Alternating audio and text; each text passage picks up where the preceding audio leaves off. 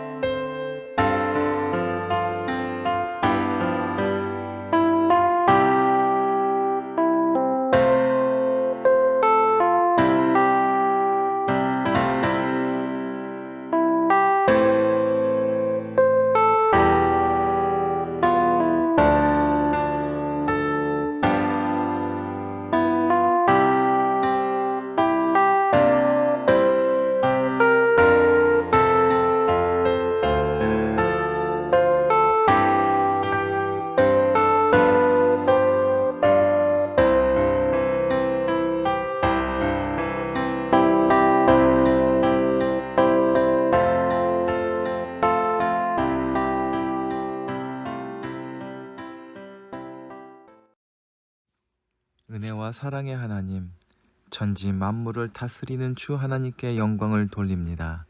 주님의 지으신 세상의 오묘한 섭리를 통해 주님의 위대하심을 생각하며 주님의 이름 앞에 찬양과 경배를 드립니다. 세상의 작은 티끌에 불과한 저희를 사랑하셔서 하나님의 자녀로 삼아주시고 주님의 영광에 참여하게 하심에 감사드립니다. 약속하신 거룩한 날에 감사함으로 예배하는 것이 주님의 기쁨이 되게 하옵소서. 거룩하신 주님, 무더위가 기승을 부리는 계절에 저희에게서 여러 가지 허물이 드러나고 있습니다. 아침마다 경건하게 기도와 묵상으로 하루를 시작하려 했던 다짐이 더위를 핑계로 중단되었습니다. 하나님께 드려야 할 감사는 불평으로 바뀌었고 저희 입술에 울려 퍼져야 할 찬송도 어느덧 짜증으로 변하였습니다. 힘든 자를 도우며 하루에 한 가지라도 선행을 베풀고자 했던 결심도 무더위 속에 모두 증발해버리고 말았습니다. 매일 성경 말씀을 읽으며 진리 안에서 자유를 얻으려 했던 다짐도 실천하지 못하고 있습니다. 날씨를 핑계로 경건한 생활을 멀리하고 있는 저희 모든 죄를 내어놓사오니 용서해 주시고 회개하는 저희 심령에 성령님으로 충만하게 하여 주옵소서. 살아계신 하나님 아버지, 극심한 기상 변화로 인해 자연재해가 발생하여 슬픔과 고통과 어려움을 겪고 있는 대한민국을 긍휼히 보시고 은혜를 베풀어 주옵소서. 폭우와 홍수 그리고 산세토로 인해 사망하신 분들을 기억하시고 그 유족들을 위로해 주옵소서. 재해 발생에 대한 철저한 원인 분석으로 다시는 이러한 재해가 일어나지 않도록 주님 인도하여 주옵소서. 주님, 이 나라와 이 민족을 불쌍히 여기시고 축복하여 주옵소서. 이스라엘 백성들을 통해 주님의 계획을 이루셨던 것처럼 이 나라가 주님의 계획에 따라 민족과 세계 가운데 쓰임받게 하옵소서. 말씀이 없어 하나님을 떠나는 민족이 아니라 말씀에 순종함으로 하나님의 구원하심을 보게 하옵소서. 이 나라 지도자들이 하나님을 경외함으로 성실과 정직으로 사회와 국민을 섬기게 하여 주옵소서. 주님 앞에 예배드리기 위해 각자의 자리에서 겸손하게 머리 숙인 이한 공동체 식구들을 기억하여 주옵소서. 어렵고 힘든 삶 속에도 주님만 의지하고자 하는 그 믿음을 또한 기억하여 주시사 하늘의 은혜와 땅의 기름진 풍성한 것으로 채워 주옵소서. 간구하는 기도마다 응답하여 주시고 어려운 상황 속에서 문봉 책방소를 지켜주셔서 하나님의 뜻을 이루는 귀한 기업으로 성장하게 하여 주옵소서. 아울러 주님의 뜻을 받들어 섬기기에 부족함이 없도록 역사하여 주실 줄 믿습니다. 예배의 시작과 끝을 주님께 맡기오며 거룩하신 예수 그리스도의 이름으로 기도하옵나이다. 아멘.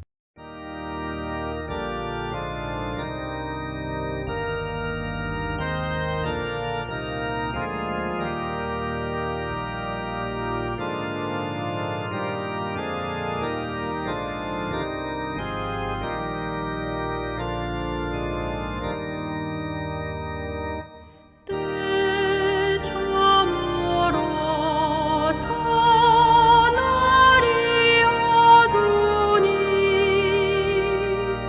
구주여 나와 함께 하소서. 내 친구 나를 위로 못할 때 날 돕는 주여 함께 하소서. 내 사는 날이 속히 지나고 이 세상 영광 빨리 지나네. 이 천지 만물 모두 변하나 편찮는 주여 함께 하소서.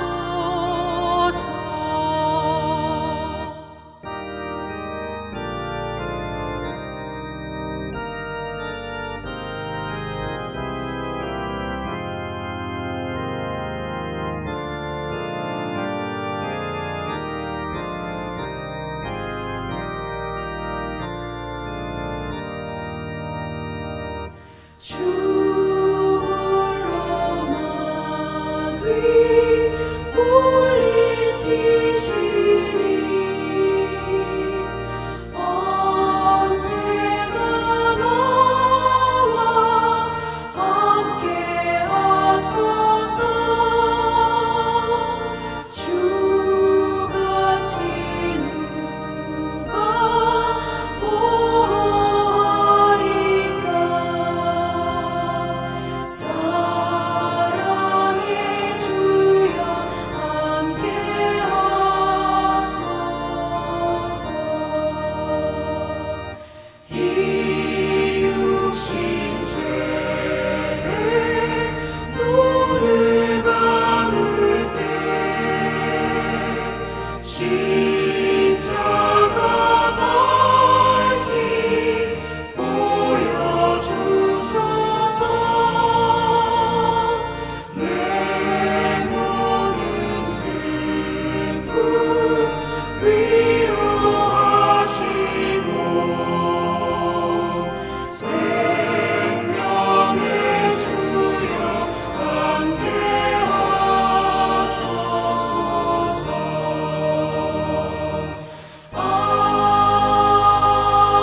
아멘.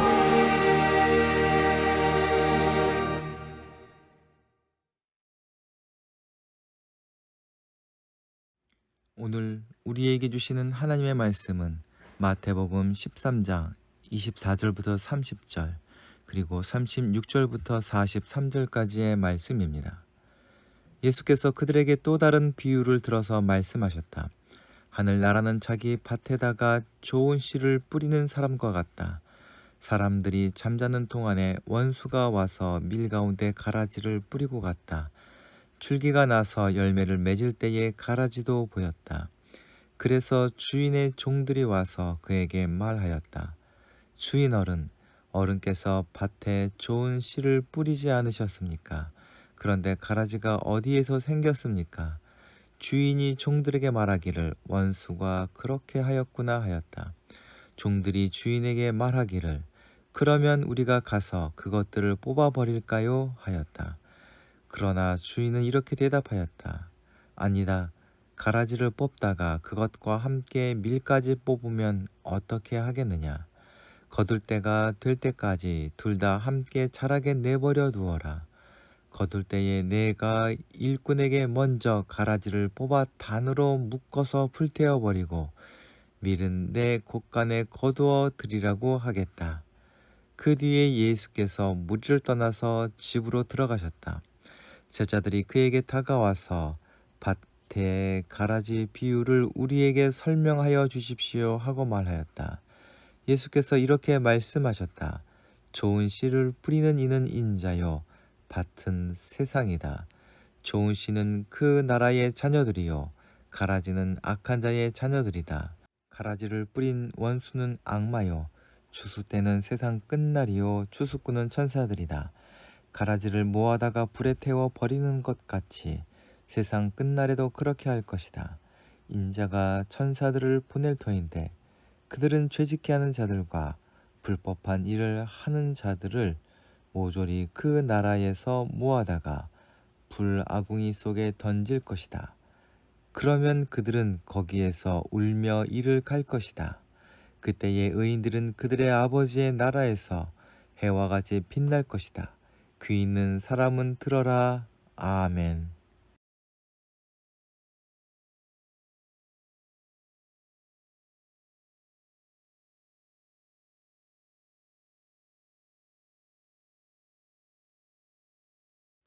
마태복음 13장은 천국에 대한 비유들이 기록된 장입니다.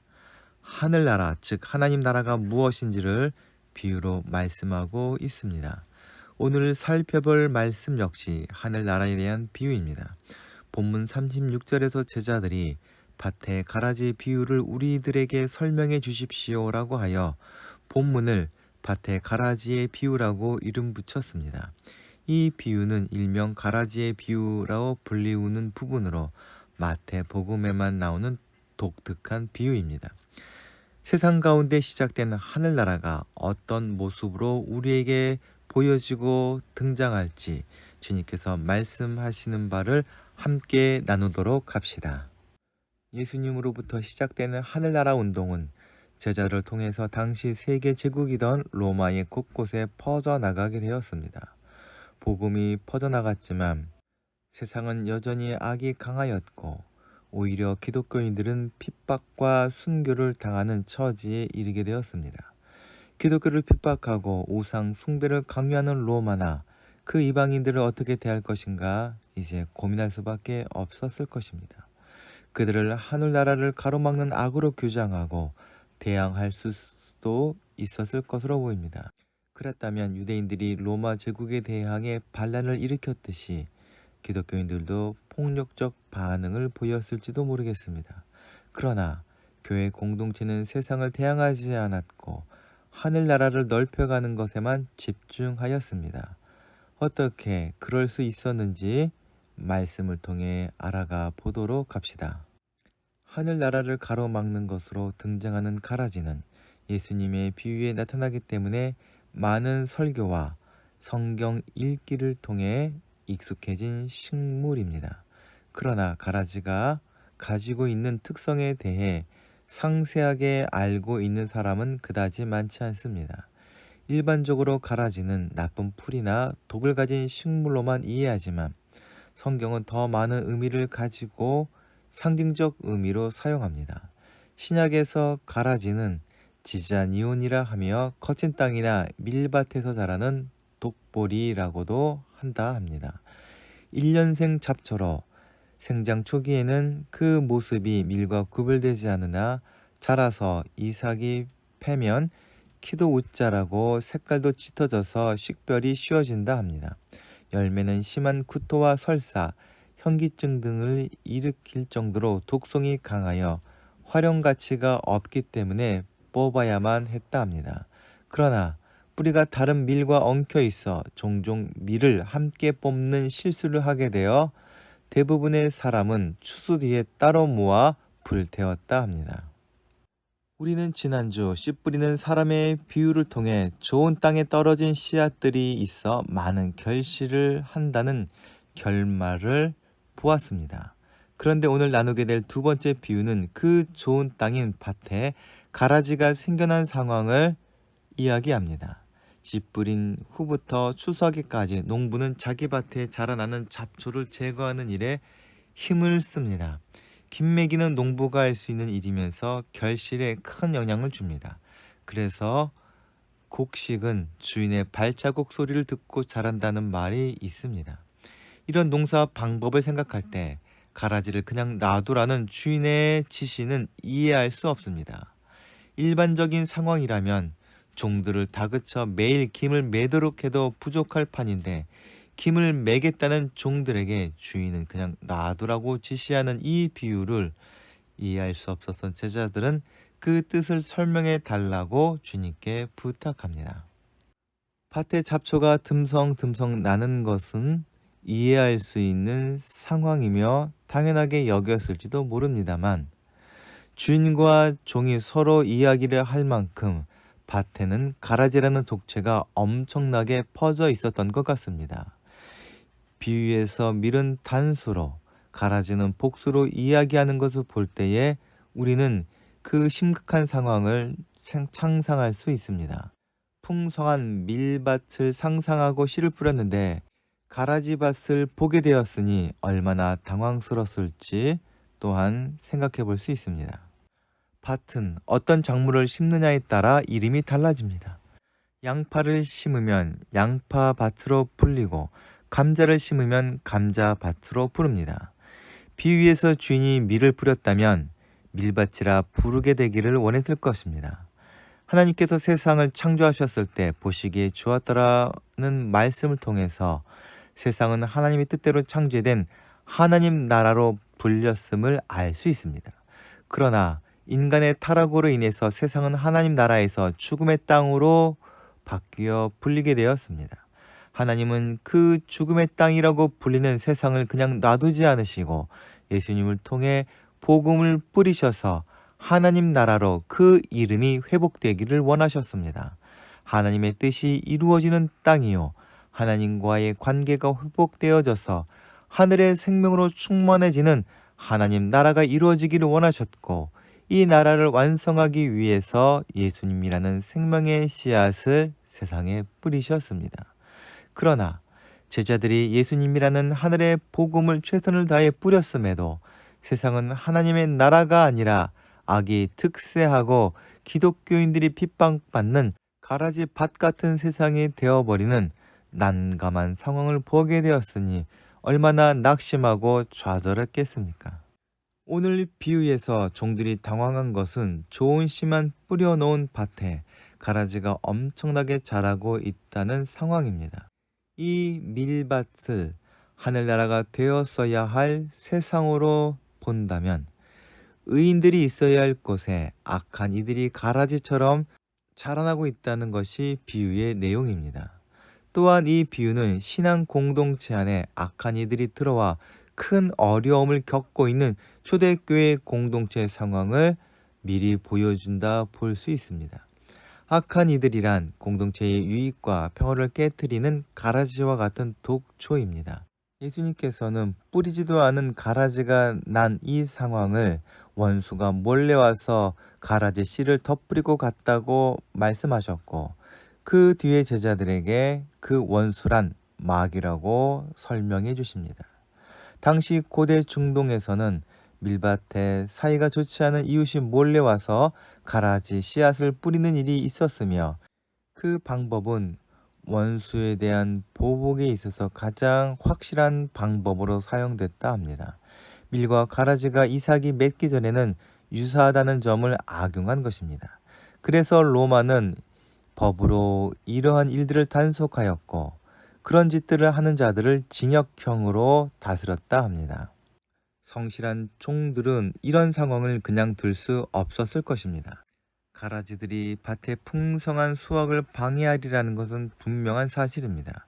그래서 종들은 가라지를 뽑아내자고 주인에게 말합니다. 영적으로 가라지란 공동체 내부에 숨어있는 적대자들을 가리킵니다. 외부의 핍박은 공동체를 결집시키기라도 하지만 내부의 적은 공동체의 붕괴로 이어지게 만드는 까닭에 위험합니다. 그래서 많은 공동체들은 희생을 감내하고서라도 내부에서 자라나고 있는 적들을 없애려고 노력합니다. 그러나 비유에 나오는 주인은 가라지를 뽑아 많은 결실을 얻으려는 생각은 전혀 없습니다.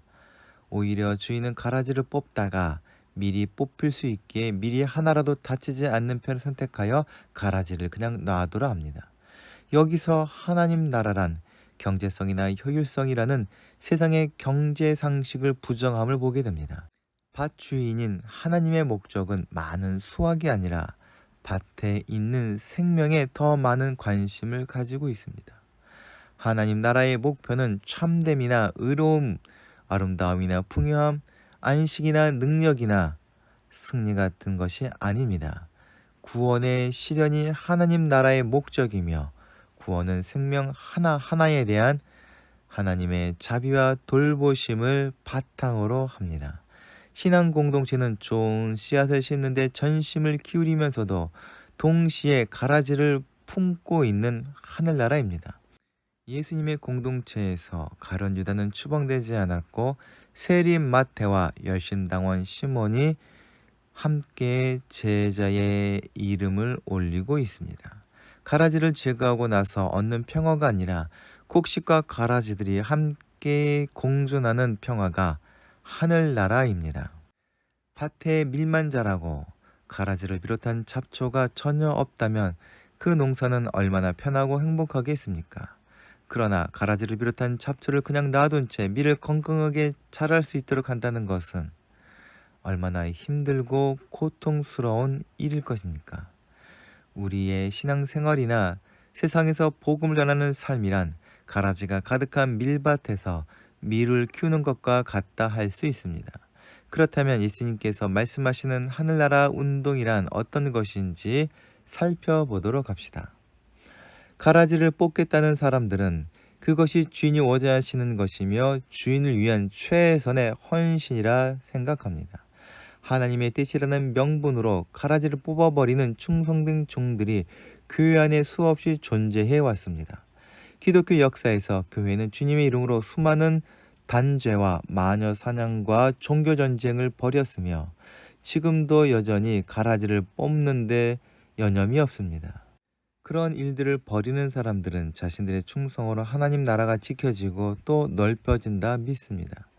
예수님의 비유라는 책에서 키스톤 메이커라는 신학자가 가라지 비유의 적용점을 이렇게 말했습니다.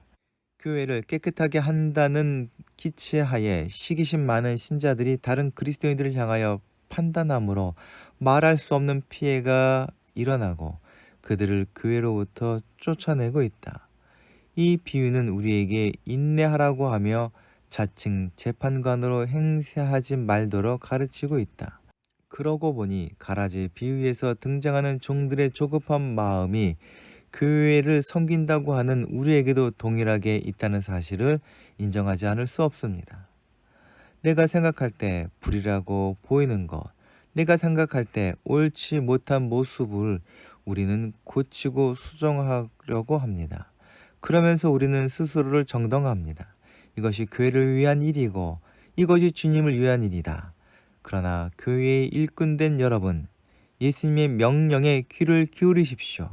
가만두어라. 제발 판단하지 마십시오. 추수 때가 되기까지 누가 곡식이요 누가 가라지인지 그 누구도 알 수 없습니다. 나의 생각과 나의 기준을 가지고 쉽게 판단하고 섣부르게 행동한다면 오히려 곡식을 해치는 일이 될 것입니다.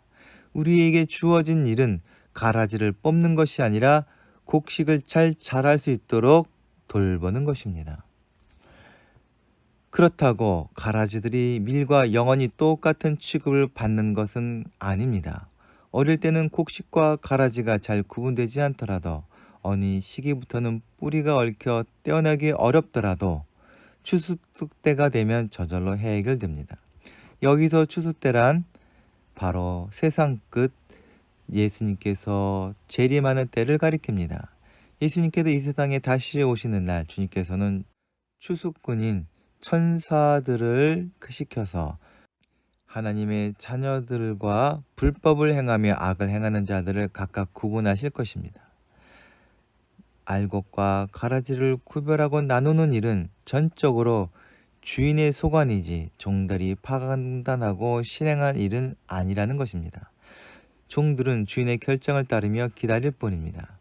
어쩌면 그렇게 기다리는 것이야말로 가라지들을 뽑는 고된 김매기보다 더 힘들고 믿음이 필요한 일일 것입니다. 농부가 있는 한 가라지가 밀을 결코 이길 수 없습니다.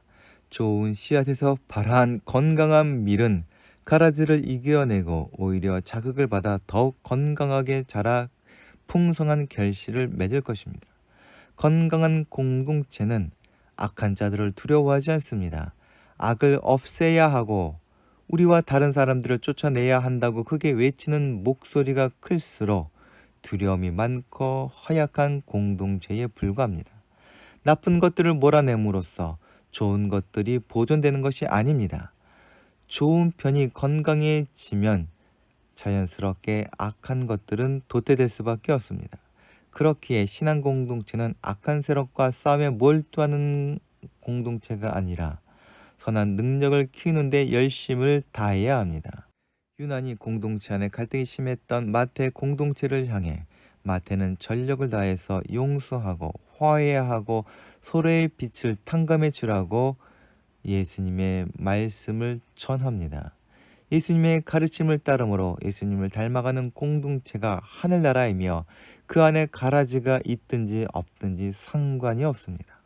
다시 오실 주님을 소망으로 기다리면서 주님이 가르치신 바를 따라가는 예한 공동체의 식구들 되시길 소망합니다.